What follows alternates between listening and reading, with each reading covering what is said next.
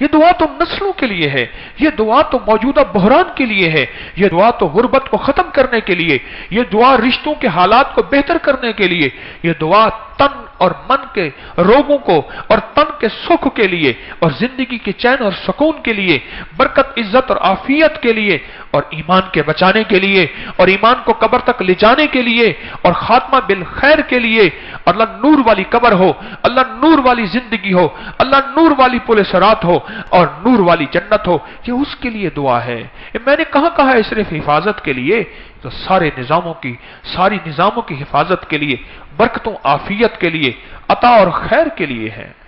اور اللہ کی نصرت اور اللہ کے وعدے اس دعا کے ساتھ ہیں، اور مدینے والے کے وعدے اس دعا کے ساتھ ہیں۔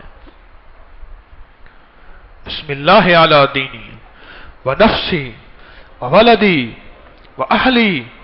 ومالی۔ سوچیں تو صحیح، جو یہ دعا پڑھتا ہے اس کی زندگی کے 5 چیپٹر، یہ 5 نظام کیسے بہترین ایک گلدستہ بن جاتا ہے، اور جس میں رب کائنات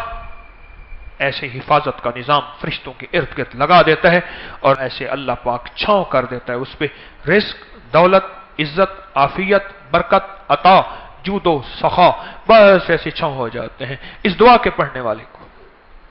7 دفعہ صبح شام پڑھ لیں، زیادہ مسائل ہیں تو دن رات پڑھیں، وقت بے وقت پڑھیں، پل بے پل پڑھیں،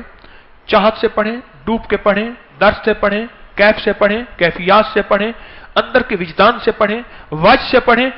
ڈوب کے پڑھیں۔ مدینے والے کے ہر بول میں نور ہے۔ ارے یہ پڑھتے پڑھتے کچھ بھی نہ ملا، سن لو میری بات، یہ پڑھتے پڑھتے کچھ بھی نہ ملا،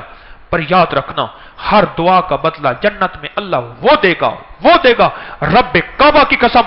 رب محمد کی قسم صلی اللہ تعالی علیہ وسلم فرمایا قیامت کے دن بندہ اللہ سے فریاد کرے گا، مولا دنیا میں میری ایک دعا بھی قبول نہ ہوتی، حتیٰ کہ یہاں تک حدیث کے الفاظ کا مفہوم ہے میرا جسم کینچیوں سے کاٹا جاتا اور میں اس تکلیف کو برداشت کرتا اور ایک دعا بھی قبول نہ ہوتی، آج اس کا بدلہ یہ مل رہا۔